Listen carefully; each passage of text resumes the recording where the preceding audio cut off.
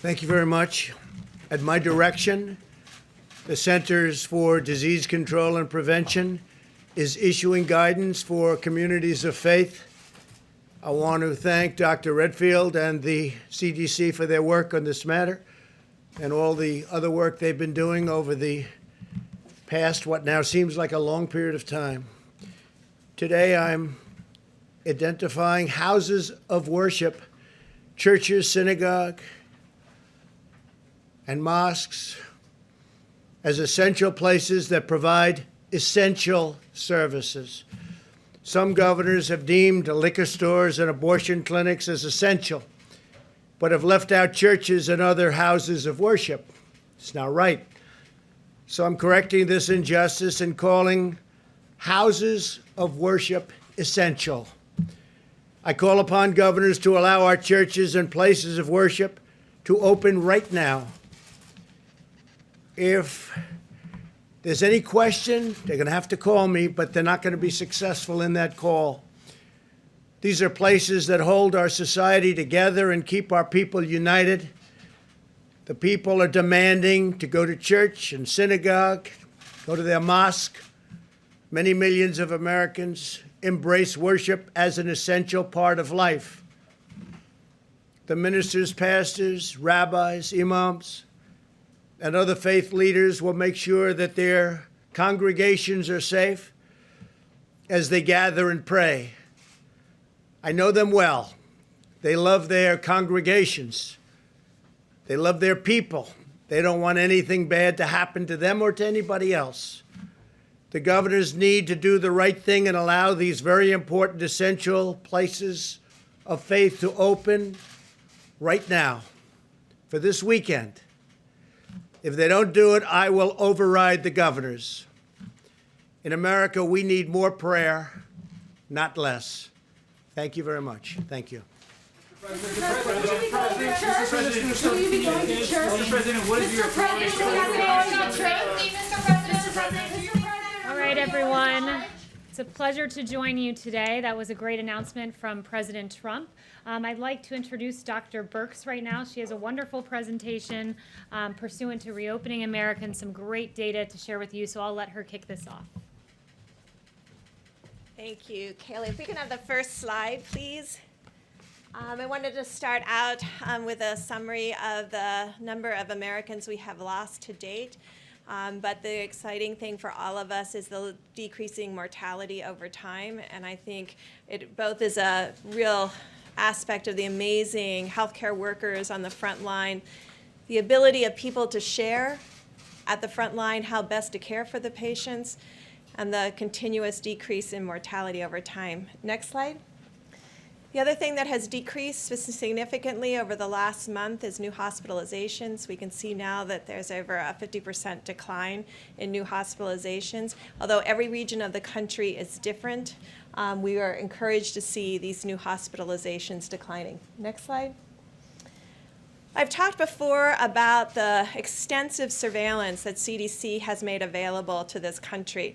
This is looking at their syndromic surveillance from emergency rooms. You can see that both COVID-like illnesses, shown in the orange and shown in the blue, influenza-like illness, taking up both of those cases together, you can see significant declines week over week. A number of people coming to the emergency room with these illnesses.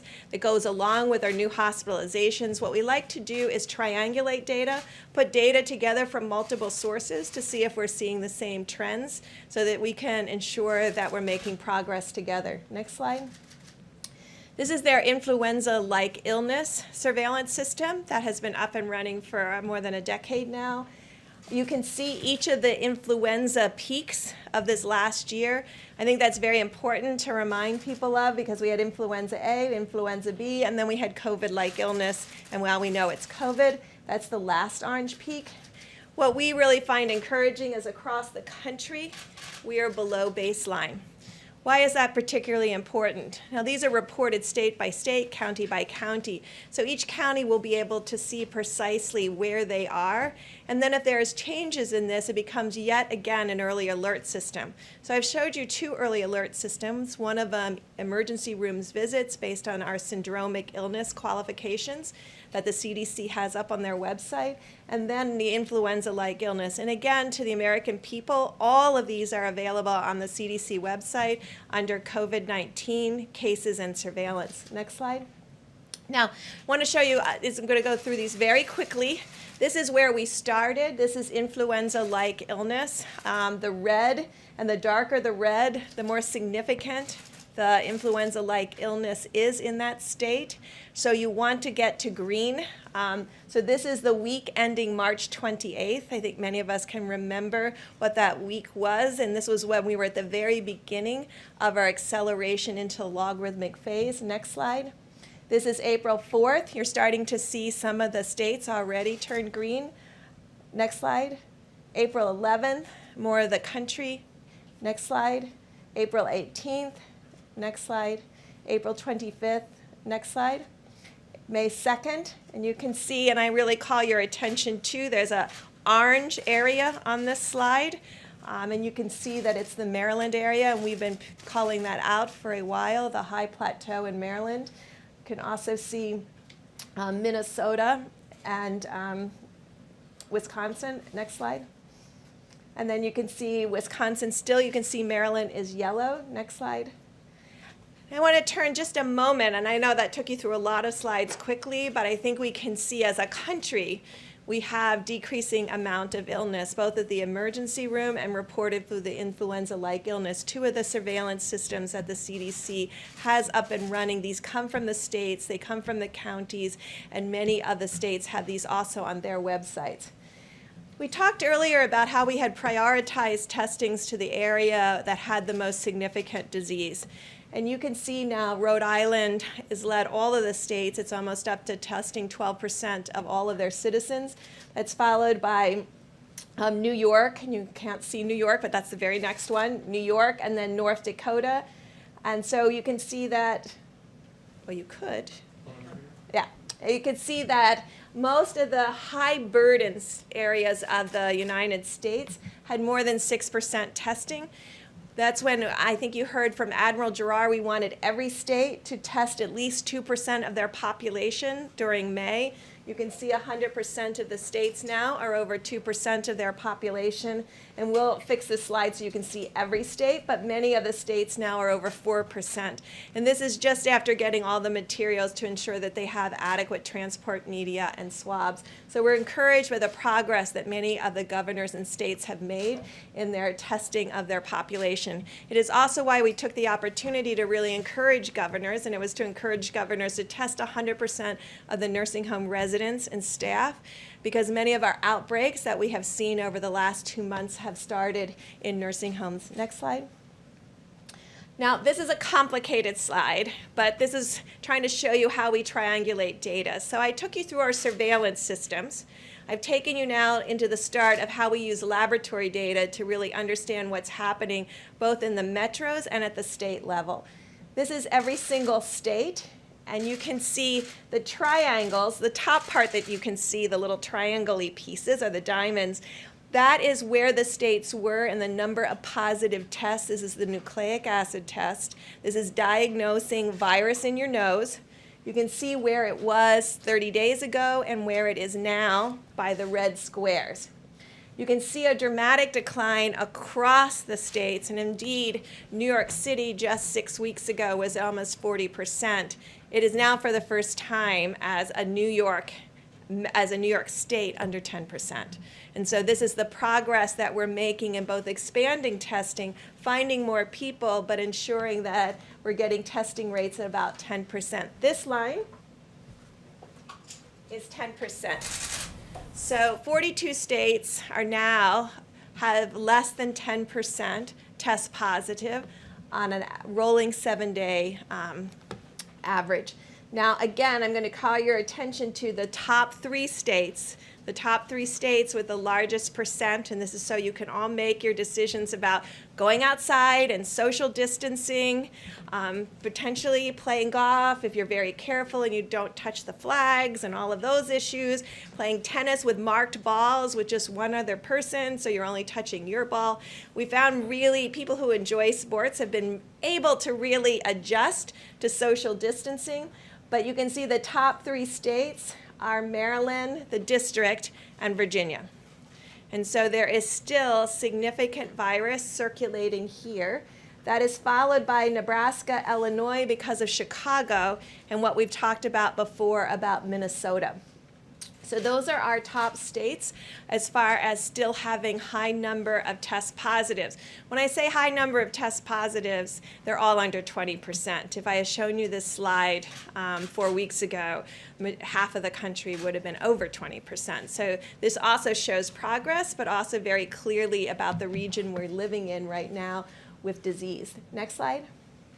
Now, I wanted you to see this as a metro because that's just a state level. So we look at this in multiple different ways.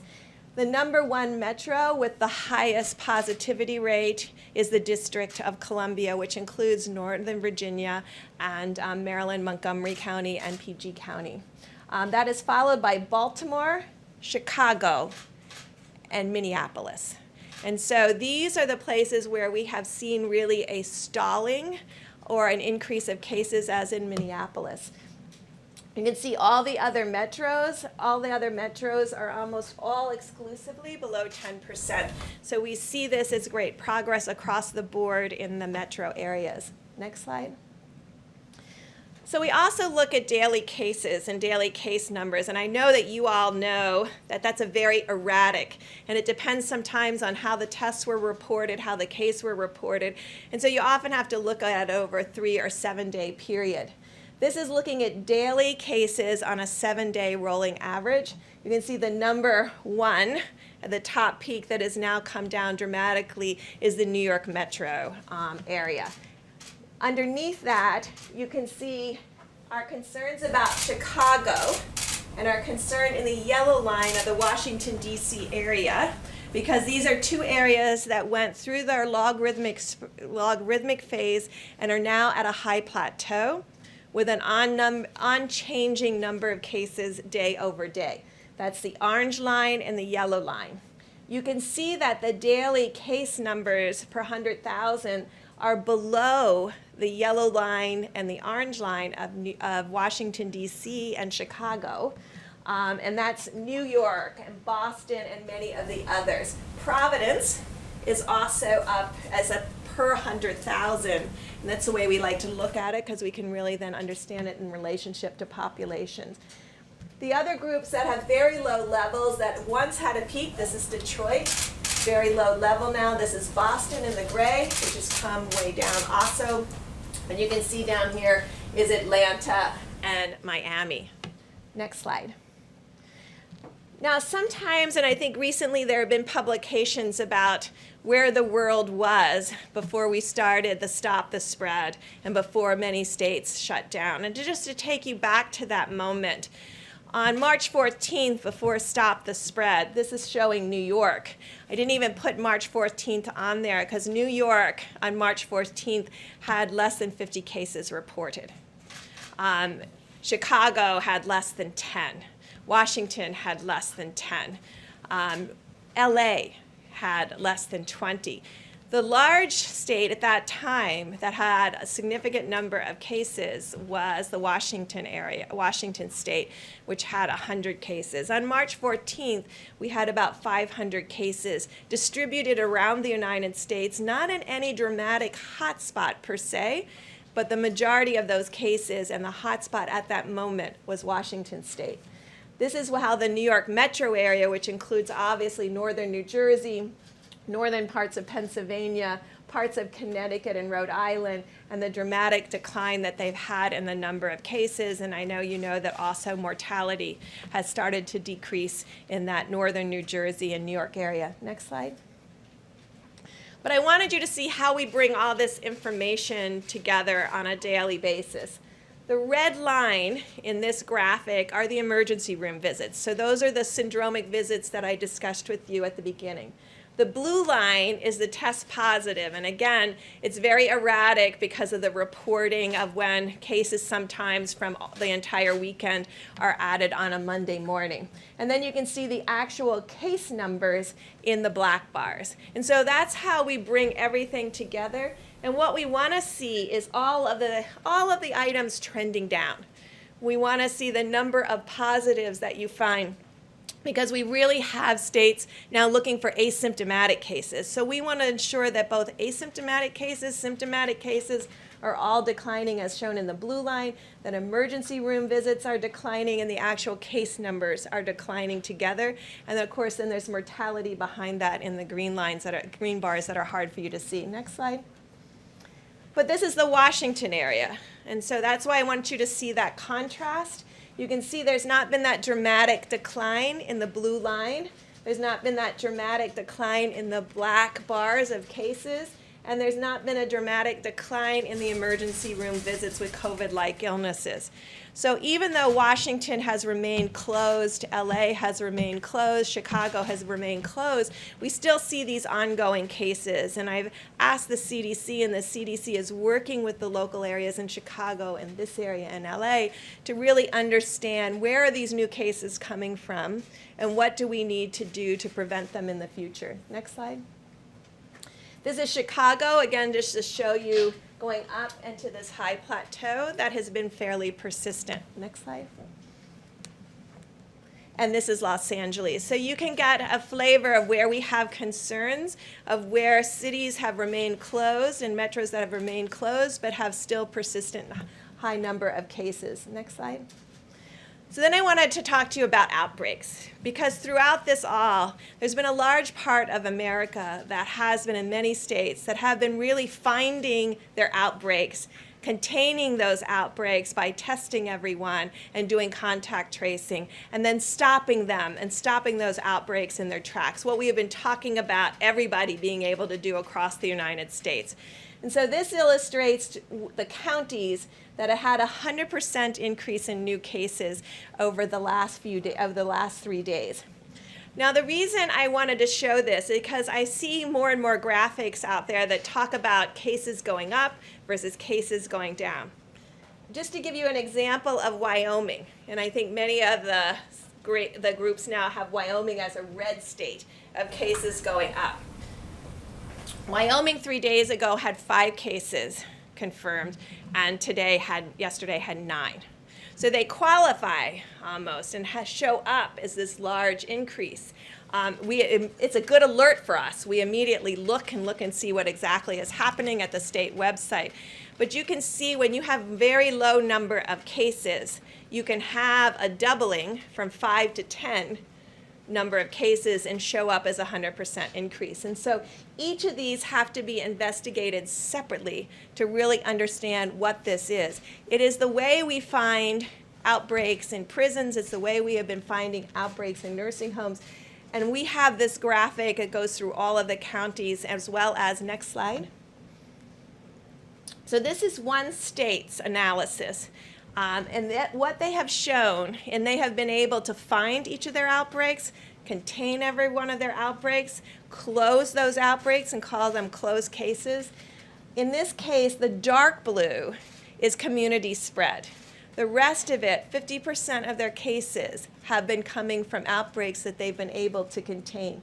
The largest group in this is meatpacking plants. And what they've been doing is going in and testing 100% of the individuals in the meatpacking plant and also finding 100% of the individuals that are associated with those individuals in the meatpacking plant. They've been able to go into group housing, social gatherings. So just as we discuss all of this, and when you go out for this weekend, Memorial Day, and you want to do some kind of social gathering, it's very important to maintain that 6 feet distance and very important to have your mask with you in case that 6 feet different distance cannot be maintained. But it also talks about long-term care facilities.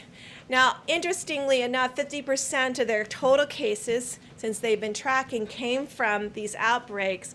Almost 70+%, 76 of all their mortality, though, came from these outbreaks. And this is why we have been really pushing both in the original Opening Up America Again, in the testing blueprint, we talk about proactive surveillance, proactive monitoring and testing in areas that you know are particularly susceptible to outbreaks.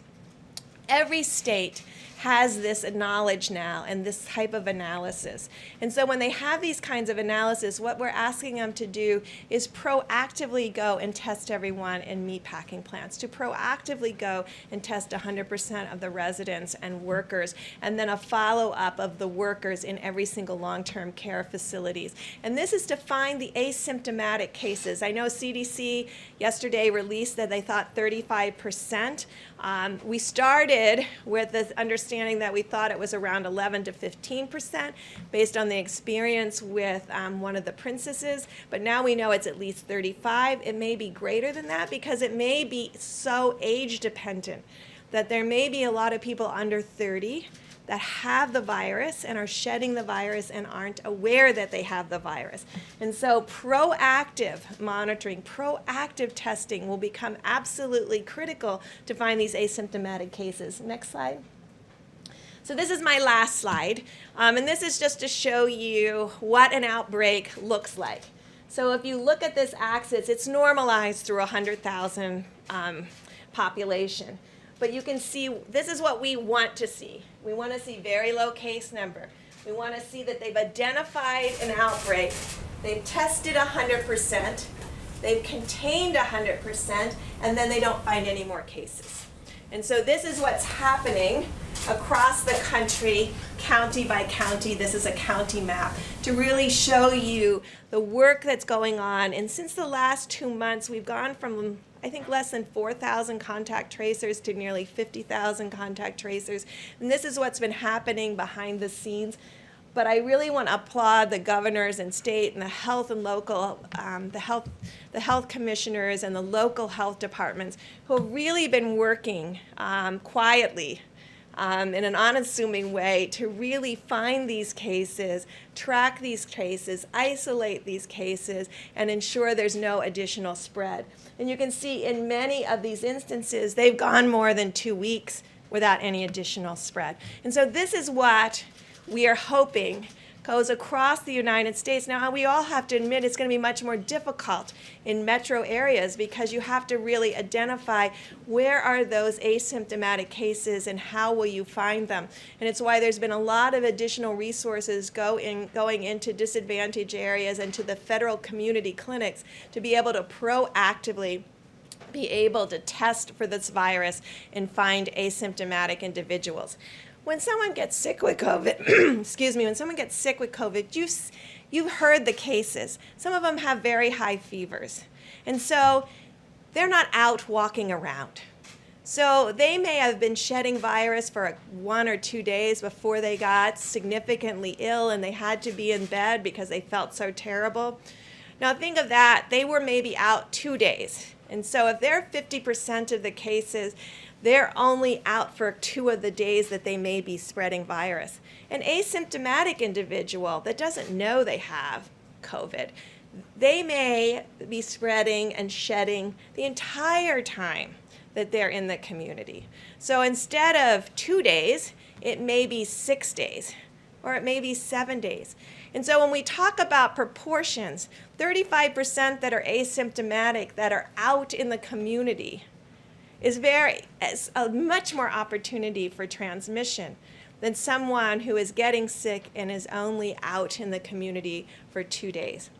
And so we know we have to find both, and we've been working with states about what proactive surveillance would look like in this case to find people who are asymptomatic. But it's also why we continue to recommend to the public very clearly that you can't tell who's infected. And so that's why you have to continue to social distance. That's why you need to continue to maintain 6 feet apart. I remember in the early days of HIV, people told me all the time that they knew who was infected. And I would say, you don't know who's infected. I could be infected. You're just saying you don't think I'm infected because I look healthy. There's a lot of healthy people out there with COVID that look healthy. And so we're asking continuously for you all to be outside, to enjoy your Memorial Day weekend, to play golf, to hike, as Dr. Fauci said, to play tennis with mark balls, and to be out with your families that you have been in the household with, and to even consider sharing social distance space as long as you have utensils that belong to individuals and that maybe can be thrown out immediately. There's a lot of things to think through. I know you can do this. I know the American people can do it. And so please, as you go out this weekend, understand you can go out, you can be outside, you can play golf, you can play tennis with marked balls, you can go to the beaches if you stay 6 feet apart. But remember that that is your space, and that's a space that you need to protect and ensure that you're social distance for others. Thank you. I want to start by, Dr. Birx, if I could have you stay here for just a moment or two. Zeke, I believe you emailed me a question about nursing homes and testing this morning. If you want to ask it, I'll have Dr. Birx give you an answer. I think that's great. Thank you. Dr. Birx, last week, or sorry, 2 weeks ago, you and the Vice President of Governors, you wanted 100% of nursing home residents and staff tested within 2 weeks. Most states aren't going to meet that. Some 2 weeks later haven't even started to try, saying it's impractical and feasible. Are you disappointed? And also, what are the consequences of that inaction? No, I know many of you don't know me. I'm a very aspirational and hopeful person that like to put out challenges because I think that's what needs to be done. You know, we've had it in the Open Up America guidance where we asked them to test all the nursing homes, nursing home residents and workers. We know that that group is very susceptible and has significant mortality. And so we continue to ask the states. We always look at the side of the ones who haven't been able to get it done. There are some that are getting it done. And I think what we will learn is from those who were able to get it done, how to do this more efficiently and effectively so that we can work together to ensure that not only we have the baseline testing, but we continuously test the workers within the homes to prevent any asymptomatic spread back to the residents once we show they're negative. We only have 1 million nursing home residents. We're testing way over 1 million people per week, getting closer to over 2 million people a week. So over that 4 million per 2 weeks, I was hoping that 1 million of those could be our nursing home residents.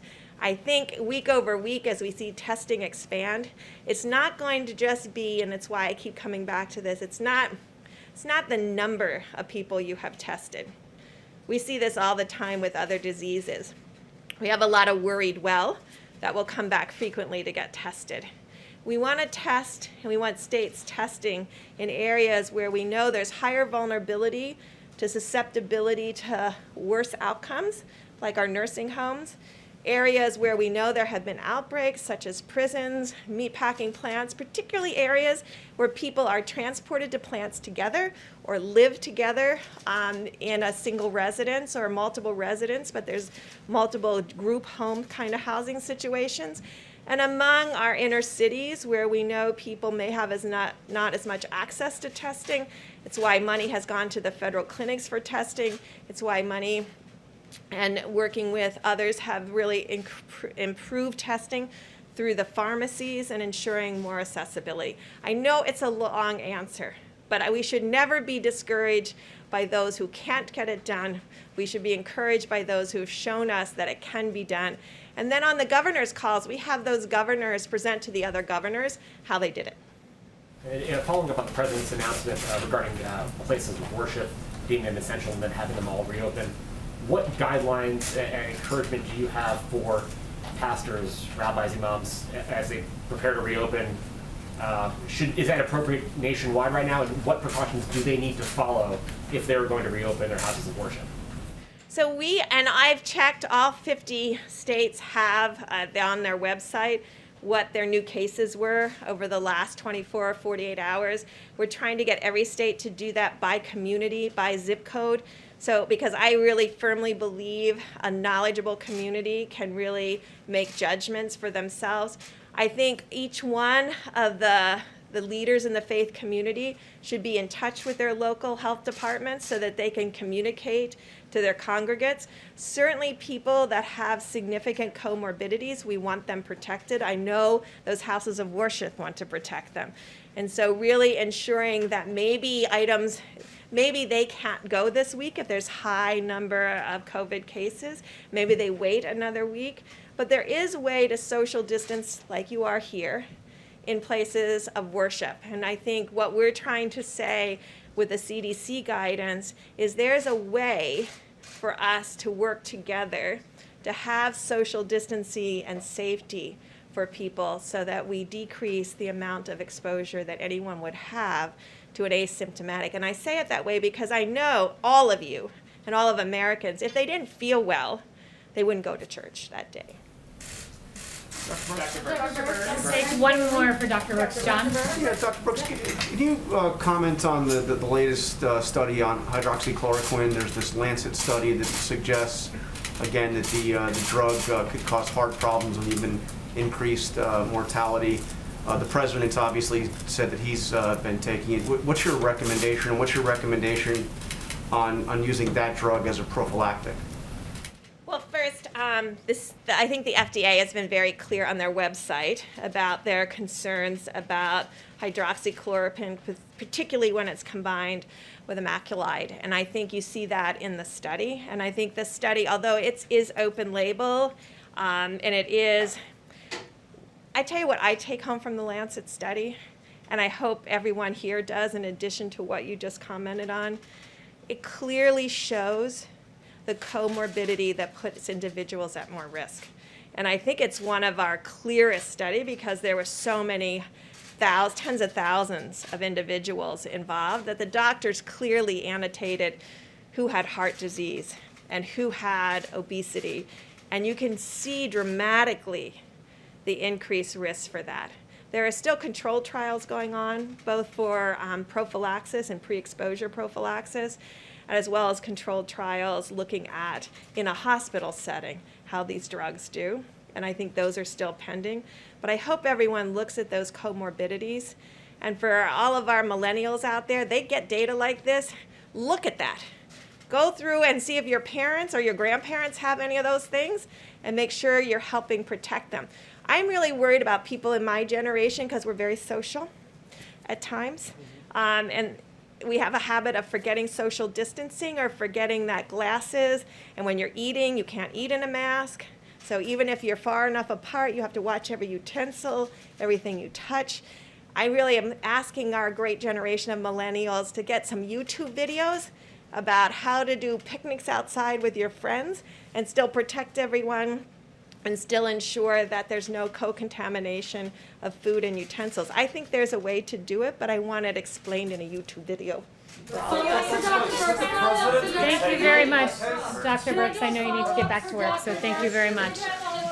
You can do a follow-up with me. And wait, actually... Okay, Dr. Brooks, is it possible to do a quick follow-up? Okay, you can go ahead. But before I start my portion of the briefing, there were just a few things I wanted to note for you all. Pursuant to some of those very encouraging graphs we saw where the states moved from red and orange to green, and we saw the United States increasingly become green. It's encouraging to see that America's reopening alongside that, with data from Homebase noting that 2/3 of America's small businesses are opening. An Open Table study said Americans are now starting to dine out again. Another Homebase study, 67% of local food and drink businesses are open. Apple is saying Americans are driving and walking at near normal levels. And Google mobility data reflects the same. So it's encouraging to see America start to reopen and the great work President Trump has done for the faith community going into this weekend. We have a First Amendment. It's very important that we protect that. And these churches, these synagogues, these mosques, they are essential, and President Trump underscored that. And finally, before getting started, I wanted to note that the president, as you all are well aware, donates his salary to various initiatives and parts across the federal government. In this quarter, he will be donating his salary to HHS, Health and Human Services, to develop new therapies for treating and preventing COVID-19 so that we can safely reopen. Here is the check, amounted to $100,000 that will go directly from President Trump and his paycheck that he does not take, but rather donates it to various noble initiatives, including in honor of COVID this time and those who have passed and the studies underway. He'll be donating it to HHS. And with that, I will take questions from you all. Haley? Yes. A couple of questions to follow up on the president's announcement. First, just to clarify, he came out and said, I'm calling upon governors to allow churches and places of worship to open up right now. Dr. Birx just said in areas where they have high cases of COVID-19, maybe they should think about waiting a week. So which is it, and why the mixed messaging? That's up to the governors. As it's said in our guidance, we note that while many types of gatherings are important for civic and economic well-being, religious worship has particularly profound significance to communities and individuals, including as a right protected by the First Amendment. The president wants to see these communities open. Dr. Birx was integral to making these guidelines, and they lay out a pretty clear path for faith communities to reopen. The president said he's going to override the governors. Under what authority would he do that? And to your point, he said several weeks ago, this is all up to the governors. Well, I think you're posing a hypothetical, and I think we can all hope that we see He said he governors. would override the governors. You're posing a hypothetical, though. You're assuming that governors are going to keep churches shut down and keep mosques shut down and keep synagogues shut down. That is a hypothetical question, and we will leave it to these faith communities to The president stood there and reopen. said if governors don't We'll listen leave to it to him, faith he's going to communities to override their reopen. authority. And Kristen, I think we can all hope that this Sunday people are allowed to pray to their gods across this country. That's a good thing. And I'd also note there's detailed guidance in here about the way that you can clean your facilities, promote social distancing. So this is something that we should all look at and be thankful that we are encouraging these faith communities to reopen and do so in a safe way. And we'll leave it to parishes to open in a safe fashion. What Yes. authority is the president referencing? Does the here? White House now support these churches that are defying governor's orders and opening up? The president's been very clear. He wants churches to reopen. He wants them to do it safely. He wants them to do it in accordance with our guidance. It's laid out very detailed. It's posted now, so you can all take a look through it. And he wants to see all of those churches open in a safe The fashion. governor does not allow that. Does the White House support churches defying these executive orders? The president's been very clear. He wants to see churches reopen in accordance with his The guidelines. answer is yes. I just gave you an answer. And The just to president would follow like up what churches to Kristen asked, reopen and do it in What accordance with the specific guidelines. provision of federal law allows the president to override a The governor's president will decision? strongly encourage every governor to allow their churches to reopen. And boy, it's interesting to be in a room that desperately wants to seem to see these churches and houses of worship stay The closed. president said Yes, that he yes. has that Haley, I authority. object to that. I mean, I go to church. I'm dying to go back to church. The question that we're asking you and would like to have asked the president and Dr. Birx is it safe? And if it's not safe, is the president trying to encourage that, or does the president agree with Dr. Birx that people should wait? Jeff, it is safe to reopen your churches if you do so in accordance with the guidelines, which are laid out very stringent detail here about promoting hygiene practices, and there are 5 bullet points, and cloth face coverings. If social distancing is not possible, it's recommended. Intensifying cleanings, promoting social distance, we lay them out meticulously.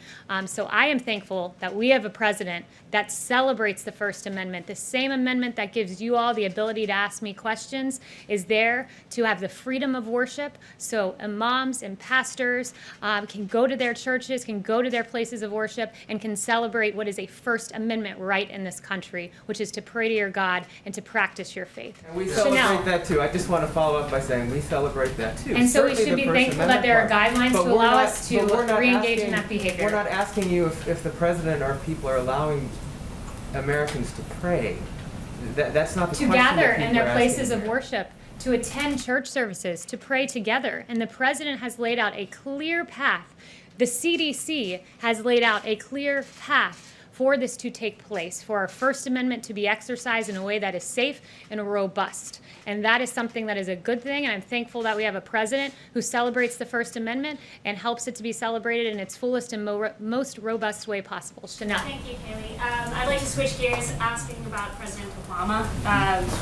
We had does the president, we had an interesting article from Joel Pollak this morning, and I would like to ask you if the president has considered pardoning President Obama for illegally wiretapping on Trump Towers, illegally spying on U.S. citizens, and other potential crimes out there. Has he considered that? So I have not spoken to the president about that, but who I did speak to about President Obama and then asking Michael Flynn were the men and women in this room.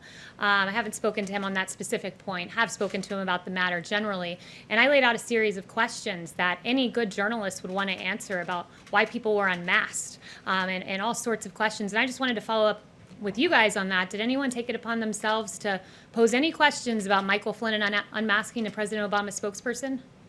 Oh, not a single journalist has posed that question. But Okay. Michael Flynn's name wasn't So I masked. would like Kaylee- to lay out a series of questions, and perhaps if I write them out in a slide format, maybe we're visual learners, and you guys will follow up with journalistic curiosity. So number one, why did the Obama administration use opposition research funded by a political organization and filled with foreign dirt to surveil members of the Trump campaign? Number two, why was Lieutenant General Michael Flynn unmasked?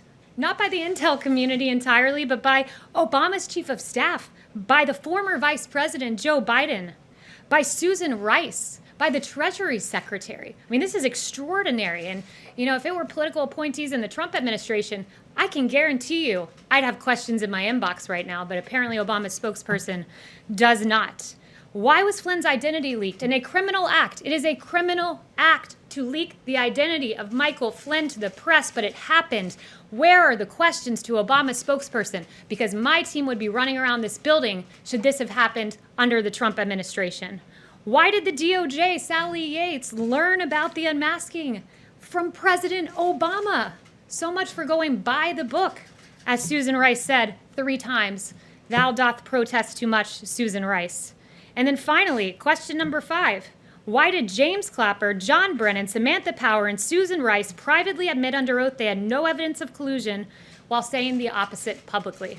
It's a long weekend. You guys have 3 days to follow up on those questions, and I certainly hope the next time I ask, some hands go up, because Obama's spokesperson should be asked those questions, because President Trump's spokespeople certainly would be.